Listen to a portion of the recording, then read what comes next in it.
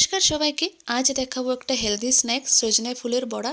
এখানে আমি সজনে ফুলটাকে ধুয়ে নিয়েছি, অল্প একটু রসুন থেতো করে দিয়েছি, দুটো লঙ্কা কুচি দিয়ে দিচ্ছি, একটা পেঁয়াজ কুচি আর অল্প একটু আদা ঘষিয়ে দেব। এখানে দিচ্ছি চাউলের গুঁড়ি, পরিমাণ মতন দেবেন, একটু নুন, একটু হলুদ দেব,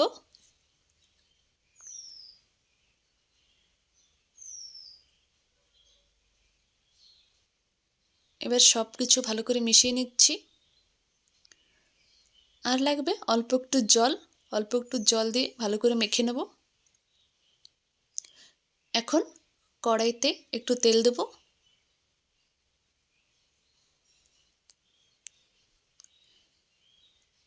তেলটা গরম হয়ে গেছে। এখন ভেজে নিচ্ছি পকোড়া।